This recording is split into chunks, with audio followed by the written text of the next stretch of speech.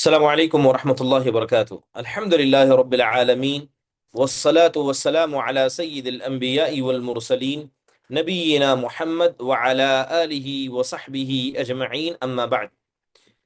يقول النبي صلى الله عليه وسلم: صلوا كما رأيتموني أصلي.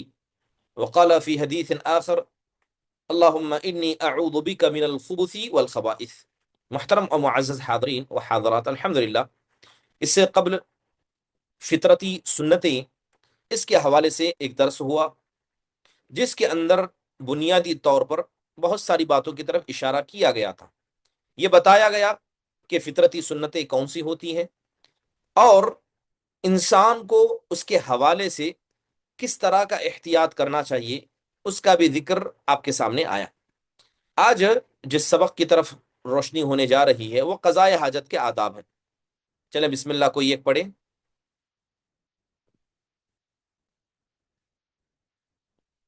شبانہ۔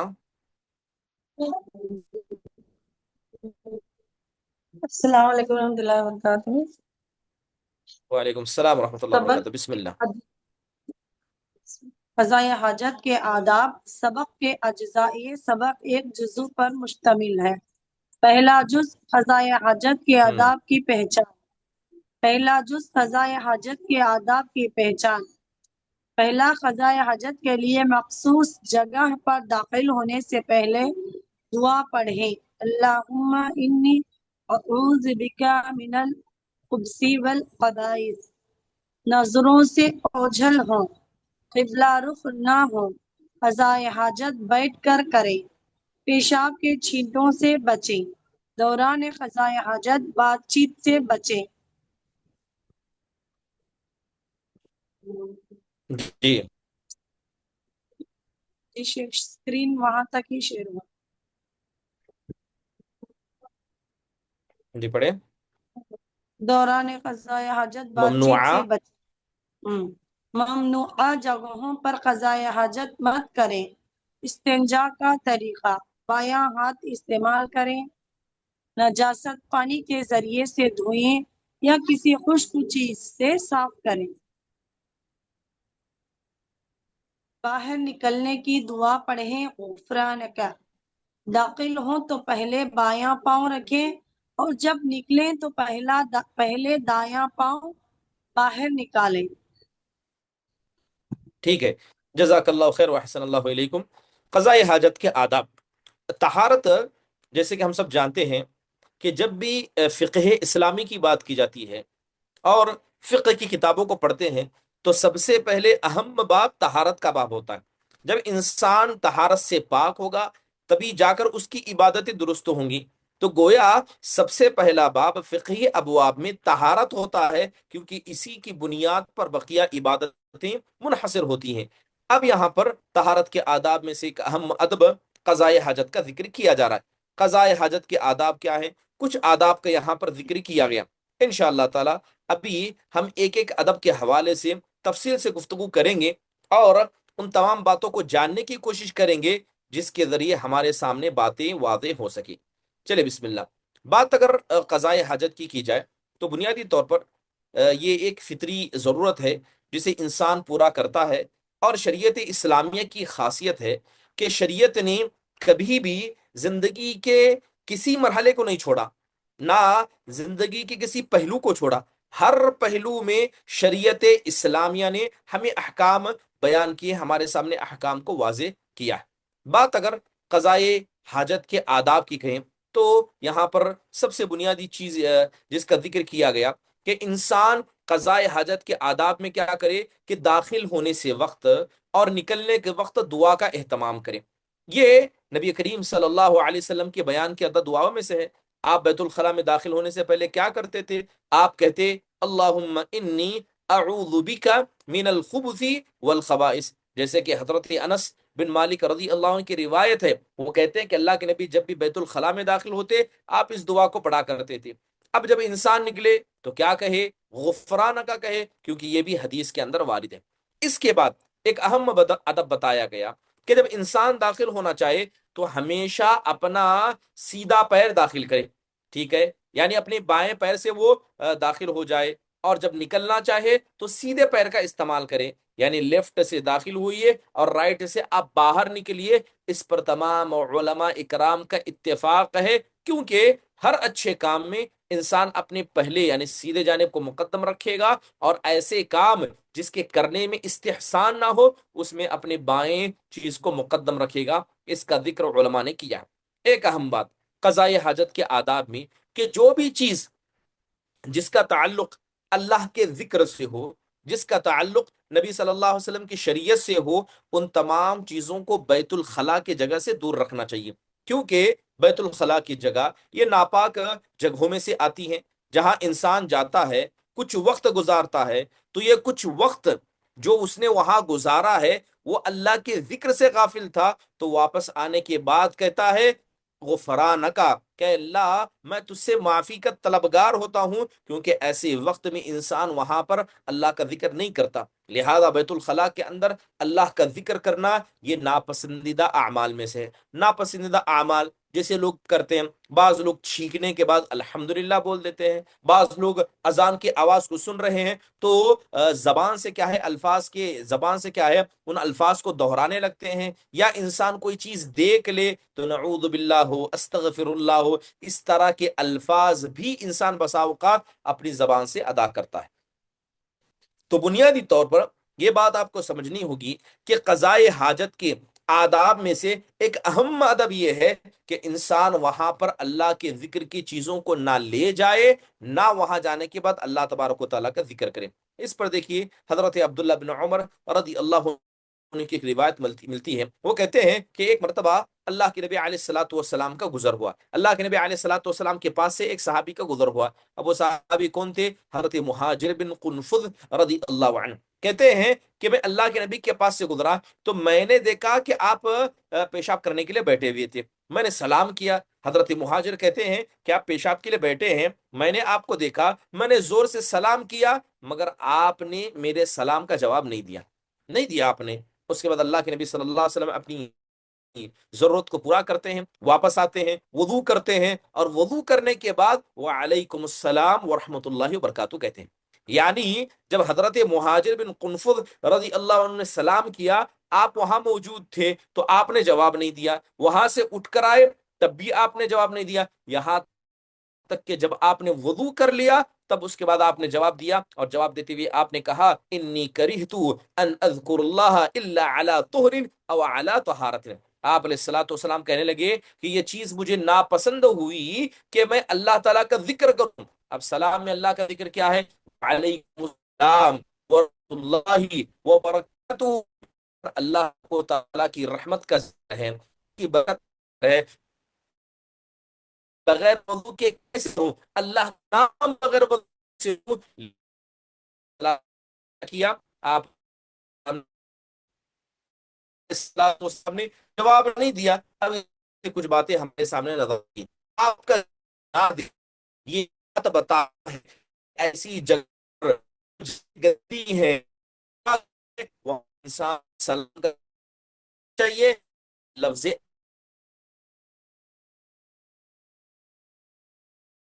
کیوں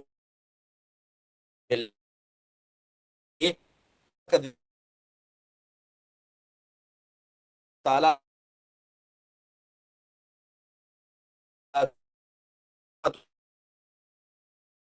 نہیں، ہم ورقہ ایک چیز لکھیے جس کے اندر قرآن کی آیت ہے، جس کے اندر حدیث ہے، تو کیا ایسی چیزیں میرے جیب میں ہیں، ایسی چیزیں جو میرے پرس کے اندر ہیں کہ ان کو لے کر قضاء حاجت کے اندر جانا درست ہے؟ جب ان چیزوں کے اندر اللہ کا ذکر ہوگا، کوئی آیت لکھی ہوگی کہ نام عبداللہ لکھا ہوگا، لفظ اللہ کا ذکر ہوگا، تو علماء کرام نے اس میں واضح طور پر یہ بات کہی ہے کہ یہ اکثر ائمہ فقہی مذاہب کے نزدیک، چاہے وہ حنفیہ ہو، مالکیہ ہو، شافعیہ ہو، حنابلہ ہو، ان سب کے نزدیک بالاتفاقی طور پر یہ چیز مکروہ ہے، چیز مکروہ ہے، یعنی اللہ ناپسند ہے کہ اللہ تعالیٰ کا نام ہو یا اس کا کوئی مسئلہ ہو، آپ اس کو جیب میں رکھ کر بیت الخلاء میں داخل ہو جائیں۔ تو ضروری ہے کہ آپ اس चले जाएं। अब बात अगर मोबाइल फोन्स की करें या पर्स के अंदर रखे गए कुछ चिट्ठियों की करें, आपने उसे छुपा कर रखा है। जैसे सऊदी अरब के लोग रहते हैं, वो जानते हैं कि सऊदी अरब के नोटों पर झंडा, जो उनका अलम है, उस पर ला इलाहा इल्लल्लाह लिखा होता है। किसी बादशाह का नाम मलिक सलमान बिन अब्दुल्ला या अब्दुल्ला बिन सलमान, इस तरह के नाम होते हैं जो उन वर्कों पर, उन नोटों पर लिखे जाते हैं। तो ऐसे वक्त में इंसान क्या करेगा? उन नोट को घर के बाहर रख जाएगा। अगर घर के अंदर है, जी हाँ, उसे ऐसी हालत में जाना चाहिए कि कोई चीज अल्लाह की उसके साथ ना हो। लेकिन जैसे मसाजिद का मसला हो या आम गुजर बैतुल के मसला हो, तो ऐसी चीजों को इंसान अपनी पर्स के अंदर रखकर मजबूर की सूरत में जाता है, क्योंकि वो चीजें वादे नहीं है। बात अगर मोबाइल फोन की करें, जी हाँ, मोबाइल फोन के अंदर भी जो चीजें इन स्टोरेज के अंदर मौजूद है, जब आप निकालेंगे तो वापस आएंगे, वरना वो अंदर दबी हुई है, छुपी है। तो उलमा इकराम ने कहा कि ऐसी चीजों को आप मोबाइल में लेकर जा सकते हैं, लेकिन अल्लाह माफ फरमाए, बहुत सारे लोग आज अरबी इस्मों को या अजान को इस्तेमाल करते हैं। यकीन ये अदब के खिलाफ है, कुरान के अदब के खिलाफ है, अल्लाह के अदब के खिलाफ है। ऐसी चीजें आप बैतुल खला में लेकर चले जाएं, किसी का कॉल आए और वहां अजान बजने लगे, के मुआमले से इंसान को गुरेज करना चाहिए। आपने सिर्फ सलाम का जवाब नहीं दिया क्योंकि आप थे और आप जी जगह पर थे, तो गलती पर ऐसी चीजों को लेना कहाँ तक दुरुस्त है? बात खला जाने के बाद हम गुफ्तगू की करें, क्या गुफ्तगू करना दुरुस्त है? देखिए, उलमा इकराम ने इस पर भी तमाम अइम्मा का इत्तफाक है, कहते हैं कि बैतुल खला में जाने के बाद वहां पर आम गुफ्तगू करना ये भी मकरूह अमल है। उलमा इकराम ने इसको नादुरुस्त करार दिया, मगर किसी मसलहत की खातिर, किसी जरूरत के खातिर, अगर कोई मसलहत हो, कोई जरूरत हो, तो इंसान वहां बैठकर गुफ्तगू कर सकता है, जवाब दे सकता है। वरना आम गुफ्तगू को इंसान को बैतुल खला में बैठकर नहीं करना चाहिए, क्योंकि ये बातें करना, सलाम का जवाब देना, किसी मुसलमान का हक अदा करना, ये सारी चीजें गंदी जगह पर बैठकर नहीं की जाती हैं। लिहाजा इंसान को इसका मुकम्मल ख्याल करना चाहिए। चलिए, बात ये चीजें थी क़ज़ाए हाजत के आदाब के हवाले से। अगर क़ज़ाए हाजत की जगह के हवाले से गुफ्तगू की जाए, तो क़ज़ाए हाजत की जगह के हवाले से भी शरीयत इस्लामिया ने आदाब बताए। पहला अदब जो क़ज़ाए हाजत की जगह से ताल्लुक रखता है, कि जगह हमेशा लोगों की निगाहों से दूर होनी चाहिए, बल्कि यूं कहा जाए वो जगह दूर होनी चाहिए, निगाहों के करीब हो दूर हो, वो जगह दूर होनी चाहिए। अमूमी तौर पर आप अगर पहले जमाने के हवाले से गुफ्तगू करें, जहां पर जनाब मोहम्मद रसूलुल्लाह सल्लल्लाहु अलैहि वसल्लम के जमाने की गुफ्तगू करें, तो अक्सर लोग क्या करते थे? क़ज़ाए हाजत को फिजा में करते थे, किसी छत के अंदर मातहत रख नहीं करते थे। तो उस वक्त क्या किया जाता? सहरा का इस्तेमाल किया जाता, डेजर्ट पे चले जाते, इतने दूर चले जाते कि इंसान नजर नहीं आता। खुद हजरत मुगीरा बिन शुअबा रदी अल्लाह अन्हु कहते हैं कि मैं एक मरतबा अल्लाह के नबी अलैहिस्सलातु वस्सलाम के साथ सफर में था, तो आपने कहा, या मुगीरा खुदिल इदावा, अल्लाह के नबी ने कहा, अय मुगीरा, तुम पानी का बर्तन ले लो। तो कहते हैं कि जब अल्लाह के नबी ने मुझसे कहा तो मैंने लिया, यहाँ तक कि मैं अल्लाह के नबी अलैहिस्सलातु वस्सलाम के साथ चलने लगा, और अल्लाह के नबी ने वो बर्तन मुझसे लिया, वो प्याला मुझसे लिया, और आप उसको लेकर जाने लगे। इतना आप दूर गए कि मेरी निगाहों से आप नजर नहीं आ रहे थे। आप सल्लल्लाहु अलैहि वसल्लम इतनी दूर गए, फक़ज़ा हाजतहु, और उतनी दूर जाकर आपने अपनी जरूरत को पूरा किया, फिर आप लौटकर वहां पर वापस आए। एक दूसरी हदीस है जो अब्दुल्ला बिन जाफर रदी अल्लाह अन्हु के हवाले से आती है, वो कहते हैं कि मैं एक मरतबा अल्लाह के नबी अलैहिस्सलातु वस्सलाम के साथ गधे पर पीछे बैठा हुआ था, और आप अलैहिस्सलातु वस्सलाम क्या है, जरूरत को महसूस किया, तो आपने क्या किया? मुझे नीचे उतारा, और उसके बाद गधे को लेकर आप इतनी दूर गए कि मुझे खतरा हुआ कहीं अल्लाह के नबी सल्लल्लाहु अलैहि वसल्लम ज्यादा दूर ना निकल गए। आप अलैहिस्सलातु वस्सलाम दूर जाते हैं, और दूर जाने के बाद अपनी हाजत को मुकम्मल करते हैं। एक दूसरी रिवायत में आता है कि आप टीले पर चढ़े और आप टीले के नीचे उतर गए, जबकि हजरत अब्दुल्ला बिन जाफर टीले के इस दूसरे सिमत थे। तो वहां जाकर उन्होंने क्या है, अल्लाह के नबी अलैहिस्सलातु वस्सलाम ने अपनी हाजत को पूरा किया। तो पहली चीज, लोगों से दूर जाना चाहिए।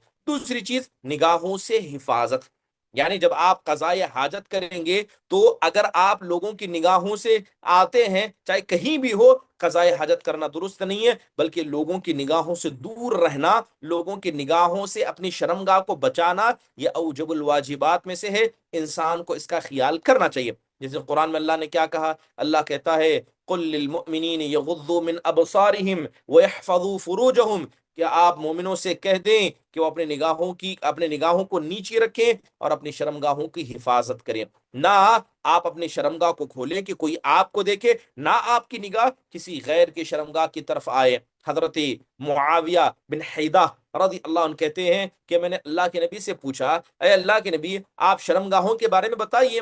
تو اللہ کے نبی نے کہا احفظ عورتک الا من زوجتک او من ملکت یمینک، آپ نے کہا کہ اپنے شرمگاہ کی حفاظت کرو سوائے اپنی بیوی سے یا اپنی لونڈی سے۔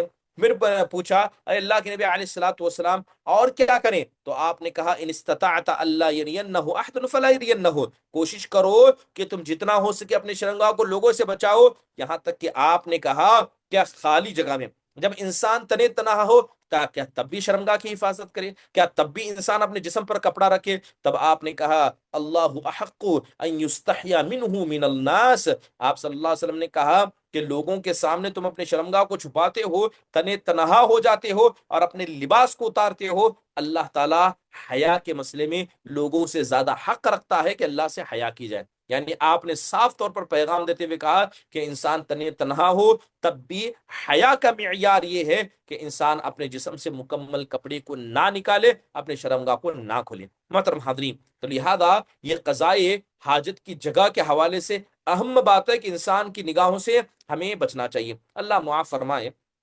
دور حاضر کے اندر ہم دیکھتے ہیں کہ جس طرح ایئرپورٹس ہو گیا یا کامن باتھ رومس ہو گئے، آپ دیکھیں کہ نیچے سے ایک بالش تو کھلا رہتا ہے، اوپر سے پورا کھلا رہتا ہے، اگر کوئی آدمی نیچے جھک کر دیکھے تو شاید کیا ہے شرمگاہیں نظر آ جائیں، اوپر جھانک کر دیکھنا چاہے بڑی آسانی سے چیزیں نظر آئیں۔ تو لہذا ایسے معاملے میں مردوں کو اور عورتوں کو خیال کرنا چاہیے کہ جہاں بھی آپ کو لگے کہ قضائے حاجت کے وقت انسان کی شرمگاہ محفوظ نہیں ہے تو ایسی جگہوں سے انسان کو احتراز کرنا چاہیے، بچنا چاہیے، اور انسان جتنا اس میں احتیاط کرے گا یہ قضائے حاجت کے آداب، جگہ کے آداب میں سے ایک چیز شامل ہوگی۔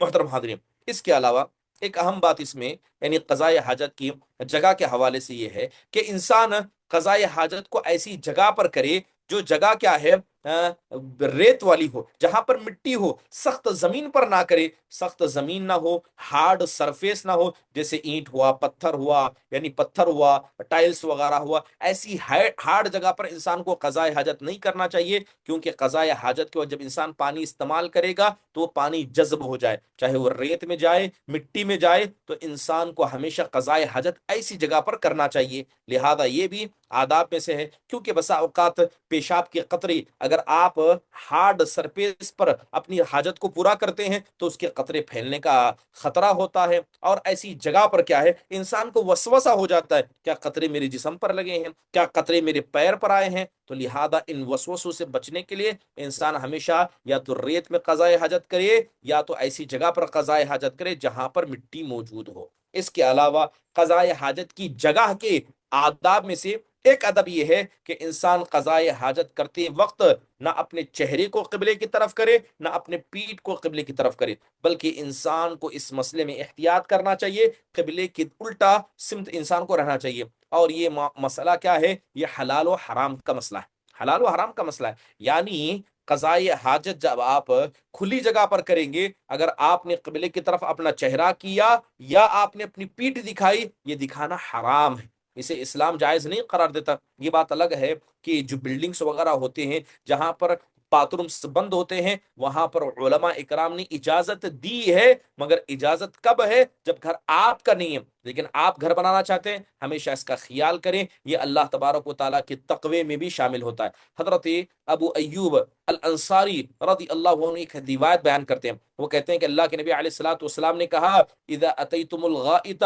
فلا تستقبلوا القبلة ولا تستدبروها ببول ولا غائط ولكن شرقوا او غربوا، اللہ کے نبی نے کہا جب تم میں کا کوئی آدمی قضائے حاجت کے لیے آئے تو نہ اپنے چہرے کو قبلے کی طرف کرے، نہ اپنے پیٹھ کو قبلے کی طرف کرے بلکہ مشرق اور مغرب کی طرف وہ ہو کر بیٹھ جائے۔ محترم حاضرین، حقیقت میں یہ کعبۃ اللہ کا ادب ہے، یہ اللہ تبارک و تعالیٰ کے شاعر کا ادب ہے کہ انسان کو اس کا خیال کرنا چاہیے۔ وہ پیشاب کرنے کے لیے بیٹھے، قضاء حاجت کرنے کے لیے بیٹھے تو نہ چہرہ اس سمت ہو، نہ ہی وہ اپنے پیٹھ کو اس سمت کرے۔ اس کے علاوہ بات اگر کی جائے کہ پیشاب، جیسے پیشاب کی جگہ کے حوالے سے علماء نے کہا کہ ایسی جگہ پر بھی انسان کو پیشاب نہیں کرنا چاہیے جہاں ہوائیں تیز چل رہی ہوں۔ مثال کے طور پر ہوا سامنے سے آ رہی ہے اور اسی سمت انسان پیشاب کرنے کے لیے بیٹھ جائے تو خطرہ ہے کہ وہ پیشاب کے قطرے لوٹ کر انسان کی طرف آئیں گے، تو لہذا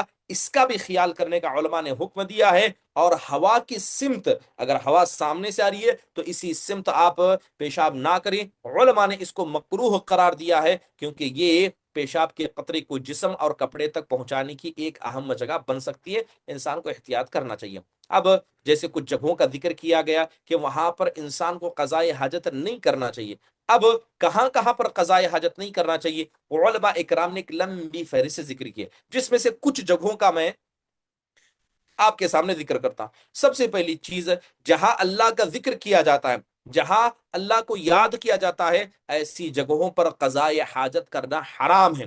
مثال کے طور پر مسجد ہے، مصلی ہے، تو کوئی آدمی مسجد میں آ کر قضاء حاجت کرے، مصلی جہاں نماز پڑھی جاتی ہے یا اس کے صحن میں آ کر قضاء حاجت کرے، یہ کرنا حرام ہے۔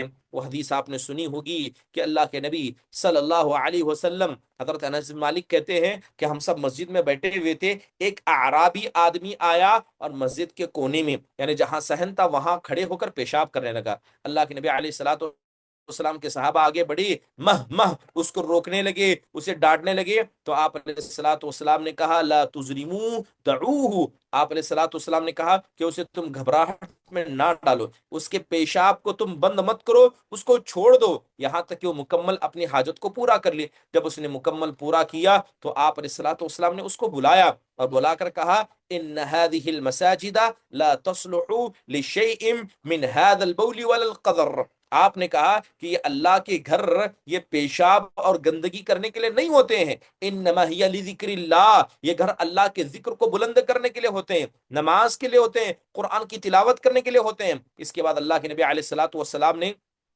پانی کا ایک مشکیزہ منگایا اور اس پیشاب کی جگہ پر بہانے کا حکم دیا۔ اور ایک دوسری روایت میں آتا ہے، آپ نے کہا البزاق فی المسجد خطیئۃ وکفارتها دفنها، اللہ کے نبی کہتے ہیں کہ کوئی آدمی آ کر بلغم تھوک دے، کہا مسجد کے اندر تھوک دے، یہ غلطی ہے، اور اس بلغم کو مٹی میں دفنا دینا یہ کیا ہے؟ نیکی ہے، اس کا کفارہ ہے۔ تو لہذا پہلے زمانے کے اندر مسجدیں کیسی ہوتی جہاں پر مٹی ہوتی، تب اس کے بارے میں اللہ کے نبی نے کہا کہ اگر ایسی زمین پر بھی کوئی آدمی بلغم سے تھوک دے یہ غلطی ہے۔ آج کے زمانے میں جس طرح کی مسجدیں موجود ہیں جہاں پر ٹائلز ہوتے ہیں، فرش بچھایا ہوتا ہے، تو وہاں پر تھوکنا یقیناً یہ گناہوں میں اور زیادہ بڑا بن جائے گا۔ حالانکہ تھوک یہ ناپاک نہیں ہے، یہ تھوک پاک ہوتا ہے، لیکن پھر بھی یہ گندگی کے اندر شمار ہوتا ہے۔ لہذا مسجد کا احترام یہ ہے کہ وہ چیز جسے آپ نے گندا سمجھا اگرچہ وہ بذات خود پاک ہے، اس سے بھی مسجد کو پاک رکھنا ضروری ہے۔ یہ پہلی چیز کہ مسجدوں سے جہاں اللہ کا ذکر کیا جاتا ہے، جہاں نمازیں پڑھی جاتی ہیں، مسجد ہو مصلی ہو، وہاں ان جگہوں کو گندگی سے پاک رکھا جائے۔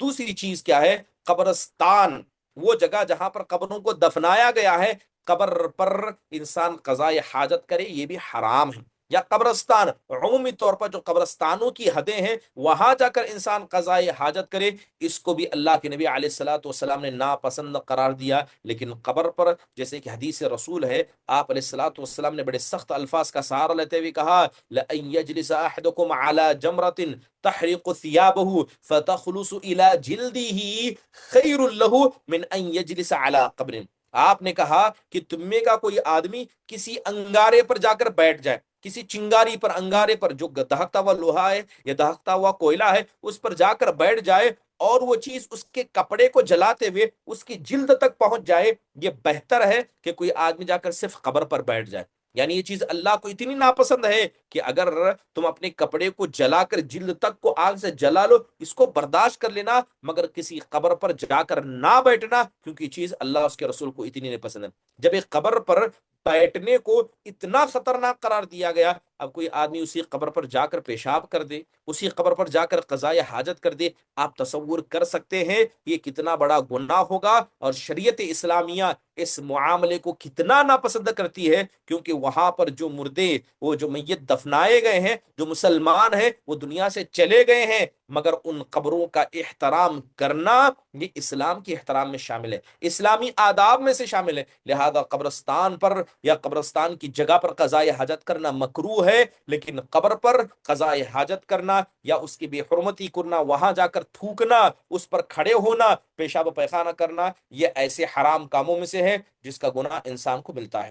دوسری چیز، تیسری جگہ جہاں پر انسان کو قضاء حاجت نہیں کرنا چاہیے، ایسی جگہ جہاں پر لوگ اکٹھا ہوتے ہیں، جہاں پر لوگ اکٹھا ہوتے ہیں، یا ایسی جگہ جس جگہ سے لوگ فائدہ اٹھاتے ہیں، جہاں لوگ اکٹھا ہو نہ وہاں قضاء حاجت کریں، نہ جہاں پر جس جگہ سے لوگ فائدہ اٹھاتے ہیں وہاں پر انسان کو قضاء حاجت کرنا چاہیے۔ علماء نے اس کو بھی ناجائز قرار دیا۔ مثال کے طور پر راستہ ہے، گزرنے کی جگہ ہے، یقیناً یہاں لوگ گزرتے ہیں، وہاں کوئی قضاء حاجت کرے گا، ہر کوئی انسان اس کو ناپسند کرے گا، علماء نے ناجائز قرار دیا۔ اس کے علاوہ ایسی جگہ جس سے لوگ فائدہ اٹھاتے ہیں، مثال کے طور پر کوئی چھت ہے، اس کے نیچے سایہ ہے، وہاں لوگ سایہ اٹھاتے ہیں، تو یہ یہاں قضاء حاجت کرنا جائز نہیں ہے۔ لوگوں کے گھروں کے داخل ہونے کی جگہ ہے، لوگوں کی بیٹھنے کی جگہ ہے، کسی درخت کے نیچے کی جگہ ہے، یا کوئی ایسا درخت جو پھلدار ہے جہاں انسان جا کر پھل لے سکتا ہے، اس کے نیچے قضاء حاجت کرنا جائز نہیں۔ لوگوں کی اکٹھا ہونے کی جگہ جیسے پارک کی جگہ ہو گئی، یا جیسے لوگوں کی گزرنے کی جگہ ہو گئی، تو یقیناً انسان کو ایسے کاموں سے بچنا چاہیے۔ ایسا کیوں اسلام نے منع فرمایا؟ کیونکہ کوئی بھی آدمی کسی کی پیٹ کی گندگی کو دیکھنا ناپسند کرے گا، اور آپ نے اس کام کو کیا، لوگوں نے دیکھا، لوگوں کو وہ چیز ناپسند ہوئی، تو گویا آپ نے لوگوں کو تکلیف پہنچائی۔ اور اللہ تعالیٰ سورہ احزاب میں صاف کہتا ہے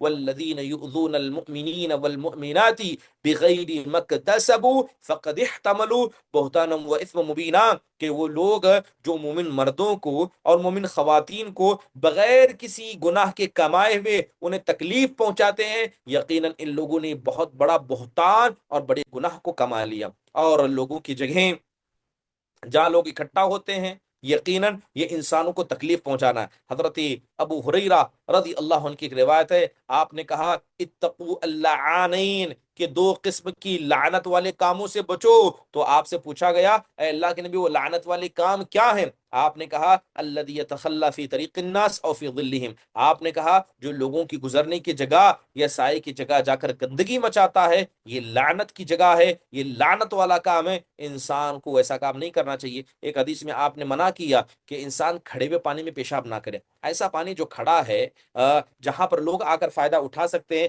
وہاں پر پیشاب کرنا منع ہے۔ بلکہ ایک حدیث میں آپ نے کہا لا یبولن احدکم فی الماء الدائم ثم یغتسل منه، آپ نے کہا کہ کوئی تم میں کا آدمی کھڑے ہوئے پانی میں پیشاب کرے پھر اس سے غسل کرے، یہ نادرست عمل ہے۔ مثال کے طور پر کنواں ہے، مثال کے طور پر سوئمنگ پولس وغیرہ ہے، یہاں پر پیشاب کرنا ناجائز ہے، کیونکہ لوگ اس پانی سے فائدہ اٹھاتے ہیں، غسل کرتے ہیں۔ یا سمجھ لیجیے جنگل ہی میں کوئی کنواں ہے، وہاں پر پانی موجود ہے، جانور پانی پی سکتے ہیں، جانور وہاں آ کر کیا غسل کر سکتے ہیں، تو لہذا ایسے کام انسان کو نہیں کرنا چاہیے، یہ ناجائز اعمال میں سے۔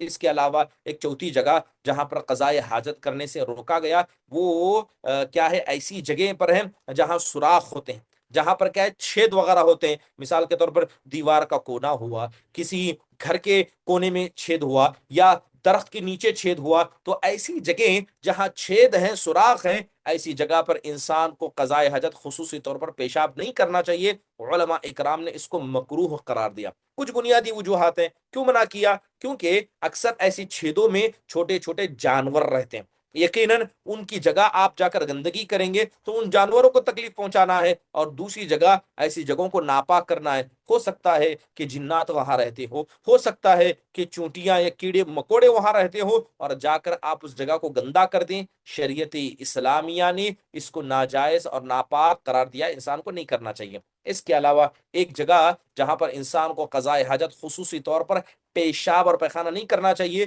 وہ نہانے کی جگہ ہے، جسے ہم حمام کہتے ہیں۔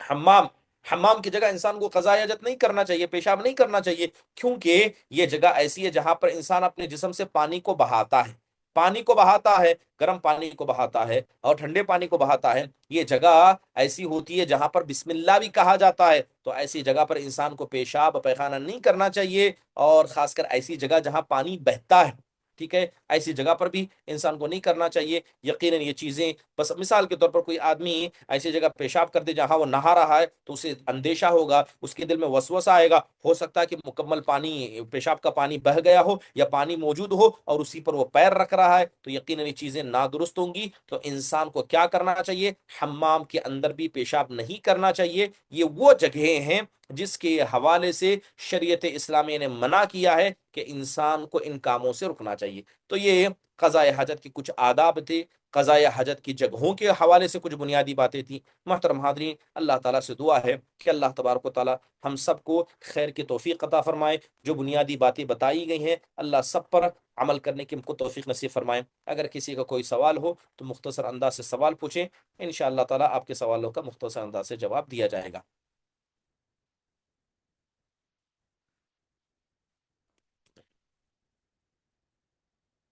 سوالات سے پہلے ایک چند ایک اعلان ہے، میں چاہتا ہوں کہ آپ بغور سماعت فرمائیں۔ پہلی چیز یہ ہے کہ کل جو کلاس ہونی تھی وہ کلاس نہیں ہوگی، میری کلاس نہیں ہوگی، بلکہ فضیلت الشیخ عبد القدیر عمری حفظ اللہ کی کلاس ہوگی، کیونکہ عید میلاد کا موقع ہے، تو اسی کی مناسبت سے ایک عنوان رکھا گیا ہے، تو لہذا کل میری کلاس نہیں ہوگی، شیخ کی کلاس ہوگی، ضرور شریک ہوں، فائدہ اٹھائیں۔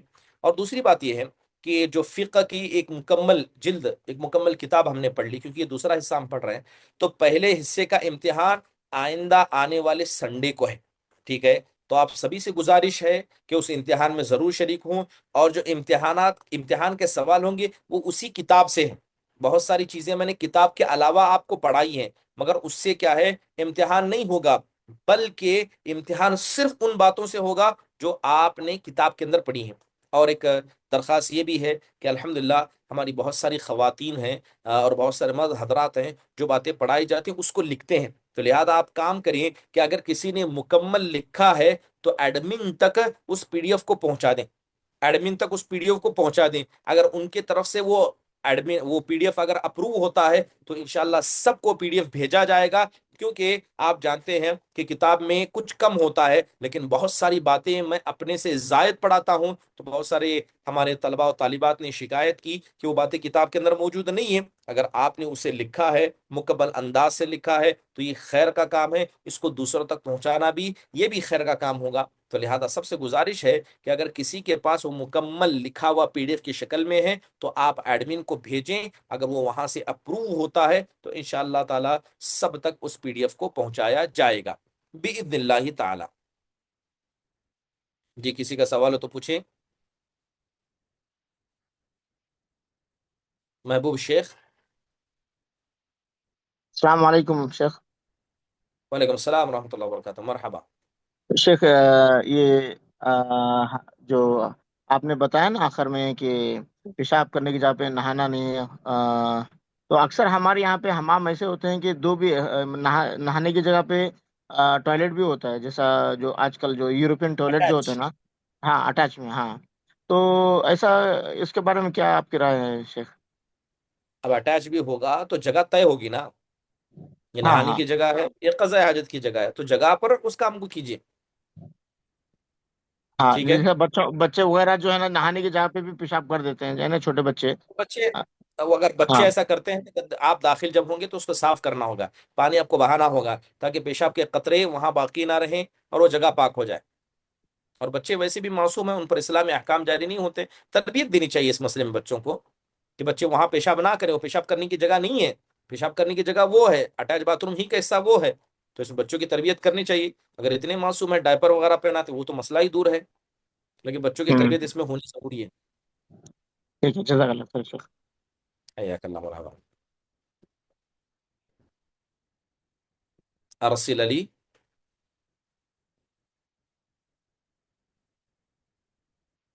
السلام علیکم ورحمۃ اللہ وبرکاتہ۔ وعلیکم السلام ورحمۃ اللہ وبرکاتہ، جی۔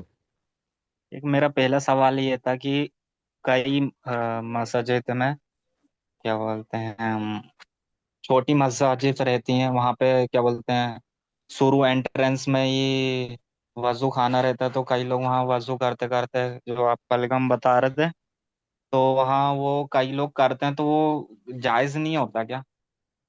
कैसे वजू करते करते? वजू करते करते जैसे पहलगाम वगैरह कुल्ला करते हैं, वो कई लोग खकार वगैरह। नहीं, इससे कोई हर्ज की बात नहीं, वो तो वजू के अंदर शामिल ना है। जी। और जबान को साफ करे, मेरा गले को साफ दूसरा करे, इसमें कुछ दूसरा नहीं। सवाल ये था, जैसे मसाजिद में जो टॉयलेट वगैरह रहते हैं वहां पे, वो जायज है ना? नहीं, बिल्कुल रह सकते हैं, क्योंकि मसाजिद की वो नमाज पढ़ने की जगह पर थोड़ी होती हैं। वो सब बाउंड्रीज में जी होती हैं, नमाज पढ़ने की जगह से अलग होती हैं। जी। अगर मस्जिद में मेरा सवाल ये था कि अगर मस्जिद छोटी है और वहीं थोड़ा पास पास में बना है। कोई फर्क नहीं, वो मस्जिद के हिस्से से अलग है, नमाज तो वहां नहीं पढ़ते हैं ना, नमाज की जगह अलग है, वो अलग है। कोई अर्ज की बात नहीं। सर मेरा एक सवाल और था। जी। अ, मैंने हम किसी से सुना था कि पुराने लोगों से कि हम पहले छोटे थे तो हम कब्रिस्तान में जाके सो जाते थे, और वो ये ऐसा वैसा बोलते थे उन लोग। क्या होता है ये कब्रिस्तान पे कहाँ तक सोने से? सही? मतलब आप बताए ना कि वहाँ। पेशाब वगैरह नहीं करना चाहिए, हाँ। जी जी। तो वहाँ तो अगर कोई करता है जाके तो वहाँ नहीं पे करना चाहिए। ठहरना और क्या बोलते, बैठे रहना, आपने बताया ना, बैठने का, अच्छा, वैसे ही गुफ्तगू करना, सोने आम का। गुफ्तगू करना, हाँ, नहीं बैठना चाहिए, कब्रों पर जी नहीं जी बैठना चाहिए। और कब्रस्तान कोई ऐसी जगह नहीं कि इंसान क्या है वहां जाए घूमने फिरने के लिए जाए। बल्कि ये कब्रस्तान ये ऐसी जगह है जो इबरत के लिए, जो दुनिया बेजारगी की जगह है। अल्लाह आप सल्लल्लाहु अलैहि वसल्लम ने कहा कब्रों की जियारत किया करो, क्योंकि ये दुनिया की मोहब्बत को काट देती है। इंसान अपनी जगह तसव्वुर करे, अब इंसान घूम रहा है फिर रहा है, कब्रस्तान में आ रहा है जा रहा है, तो वो कब्रस्तान को जाने का जो मकसद है वही फौत फौत हो जाएगा। तो कई लोग कब्र के पास बैठ के भी जो कुछ कुछ चीजें सूर वगैरह पढ़ते हैं, वो भी जायज है कि नहीं, कहाँ तक? अब वो कब्र के पास बैठकर सूरह फातिहा का बख्शवाई करना या कुरान जी जी बख्शाई करना, ये सब बिदआतों में आता है। अगर ये नेक अमल होता, सही होता, तो अल्लाह के नबी अलैहिस्सलातु वस्सलाम के कब्र पर बैठकर सहाबा करते। हाँ, सहाबा के कब्र पर बैठकर ताबईन करते। जो उस वक्त दीन नहीं था वह कयामत तक दीन का हिस्सा नहीं होगा। और जिस काम को उन्होंने करना छोड़ दिया, उसे छोड़ना ही मुत्तबे सुन्नत है। जी। जजाकल्लाह खैर। हयाकल्ला मेरे भाई। खैर। जी अस्सलाम वालेकुम शेख। वालेकुम सलाम वरहमतुल्लाहि वबरकातुहू जी। तो औरतें नमाज पढ़ते वक्त अकामत देने का नहीं है बल्कि बोलते नमाज शेख। सुन्नतों में से है घर इकामत वगैरह औरतों के लिए। घर घर में औरतें नमाज पढ़ते हैं ना, तो अकामत नहीं है। सिंगल पढ़ रहे तो अब मैं अकेली पढ़ रहा हूँ तो अकामत नहीं है। नहीं नहीं, ये सुन्नतों में से मैं कह रहा हूँ, अगर जैसे मिसाल के तौर पर बात अजान की कहें, इकामत की कहें, ठीक है, तो अगर आप देंगे अपने हद तक, कोई हर्ज की बात नहीं, दे सकते हैं। लेकिन देना जरूरी है क्या? बिल्कुल जरूरी नहीं है। अगर मैं और ठीक है, मेरी लेकिन बेटी अगर अगर से पढ़ रहे हो। दे भी देंगे तो ऐसा होना चाहिए कि आपकी आवाज कोई गैर मर्द ना सुने, घर के अंदर ही हो। हाँ ठीक है अल्हम्दुलिल्लाह। नहीं, अगर मैं और मेरी बेटी अगर दोनों पढ़ रहे हैं तो अकामत नहीं है। नहीं नहीं, जी जजाकल्लाह। सुन्नतों में से मैं कहता हूँ, सुन्नतों में से इकामत है, अजान वगैरह जी। हैया कल्ला मरहबा। फातिमा बेगम। अस्सलाम वालेकुम रहमतुल्लाहि वबरकातुहू। वालेकुम अस्सलाम वरहमतुल्लाहि वबरकातुहू जी। शेख, आप लेवल 1 क्लास में 80 18वें सबक में सवाल और हम्म। जवाब ये थे ना, उसका क्या कुछ हम लोग कॉपी मिल सकता है क्या? कुछ PDF कुछ सवाल 30 सवाल और जवाब आप दिखाए थे ना। खुसूसी तौर पर उसके सवाल तो जवाब है, तो उसके जवाब चाहिए, आप ये पूछ रहे हैं? नहीं, वो सवाल दे देते हम जवाब ले लेंगे। सवाल तो मेरे पास है ही नहीं है, इसलिए नहीं, सवाल आम मिलेंगे क्या? सवाल सवाल पूरी किताब से आम अंदाज से आएंगे, उसके अंदर शायद सवाल अच्छा नहीं है। अच्छा अच्छा, हम्म। ठीक। जो किताब है मैं मुकम्मल तौर पर पढ़ लीजिए। मैंने जो हाँ, जायद चीजें पढ़ाई हैं उसमें से नहीं आएगा, जो किताब में है सिर्फ उसी में से आएगा। क्योंकि इम्तिहान का मकसद बस याद कराना है, ना परेशान करना ना कुछ है। और इम्तिहान देगा तो इंशाअल्लाह ताला इंसान अपने मेयार को भी चेक करेगा, कहाँ तक उसे चीजें याद है नहीं है। हालांकि नहीं नहीं, आप होना तो ये बताइए। चाहिए जितनी चीजें पढ़ाई गई सबसे इम्तिहान लिया जाए। لیکن اب الحمدللہ ہم سب بھی جانتے ہیں کہ اکثر گھروں میں ہیں، بزرگ خواتین ہیں، بچے والے ہیں، الحمدللہ علم پڑھ رہے ہیں، لیکن یہ علم سینے میں محفوظ بھی ہو، اس لیے امتحان وغیرہ رکھا گیا ہے، اور یہ آپ کے نہیں خیر اچھا کے لیے۔ اچھا ہی ہے شیخ، ہمارے لیے اچھا ہی ہے، علم تو اضافہ بالکل جی، ہوگا ہم لوگوں کے لیے۔ تو آپ بتا رہے انشاءاللہ۔ تھے نا 30 سوالات تھے، آپ پڑھ لیجیے، بلکہ اس کے لیے ہم پوچھ رہے تھے۔ ٹھیک ہے، پورا پڑھ ڈالیں۔ حیاک اللہ، جزاک اللہ۔ مرحبا، وإياک، خیر۔ تم شیخ میں پوچھ رہی تھی، سوال انمیوٹ ہو گیا۔ وضو کے بعد جی کی دعا ترمذی حدیث ہے نا، اللہم اجعلنی من التوابین واجعلنی من المتطہرین، کیا یہ پڑھنا نہیں؟ پڑھنا وضو کے بعد کی اللہم مسنون دعاؤں میں سے پڑھنا چاہیے، اللہم اجعلنی من التوابین واجعلنی من وجعلنی من المتطہرین۔ المتطہرین، جی ہاں۔ اور آپ بولے نا صحن میں پیشاب کرنا، وہ جنات بھی رہتے کیا شیخ صحن میں؟ اب اب دیکھیے، اچھے بھی جنات ہیں، برے بھی جنات ہیں، گندی جگہ پر اگر برے جنات ہیں تو مسجد وغیرہ اچھی جگہوں پر اچھے جنات بھی ہوں گے۔ اور جی رہا مسئلہ صحن وغیرہ میں پیشاب کرنے کی بات ہے، مسجد کا جو بھی دائرہ ہے جہاں جی انسان گھومتا ہے پھرتا ہے نماز پڑھتا ہے، اس جگہ انسان کو گندگی نہیں مچانا چاہیے۔ الحمدللہ آج کے دور میں جو مسجدیں ہیں وہاں پر قضاء حاجت کی جگہ اپنی الگ ہے، وضو کرنے کی جگہ الگ ہے، نماز پڑھنے کی جگہ الگ ہے، نماز کے بعد بیٹھنے کی جگہ الگ ہے، سب الگ الگ ہے، تو جو جگہ جہاں پر ہے اس کام کو آپ کیجیے۔ جی جی صحیح ہے، نہیں صحن میں جنات رہتے بولے نا، وہ اس طرح سوال نہیں تھا میرا۔ نہیں نہیں، ایسا کوئی بات نہیں، جنات ہوں گے تو اندر رہیں گے، صحن میں کیا کریں گے اگر نیک ہوں گے ہاں تو۔ جی جی، جزاکم اللہ خیر۔ حیاک اللہ، مرحبا۔ چلیے، اسی کے ساتھ اس مجلس کے اختتام کا اعلان کیا جاتا ہے۔ اللہ تعالی ہم سب کو صحیح دین کو سمجھنے، اس پر عمل کرنے کی توفیق نصیب فرمائیے۔ ختم مجلس کے دعا پڑھیے، سبحانک اللہم و بحمدک، اشہد ان لا الہ الا انت، استغفرک و اتوب الیک۔ السلام علیکم ورحمۃ اللہ وبرکاتہ۔ وعلیکم السلام۔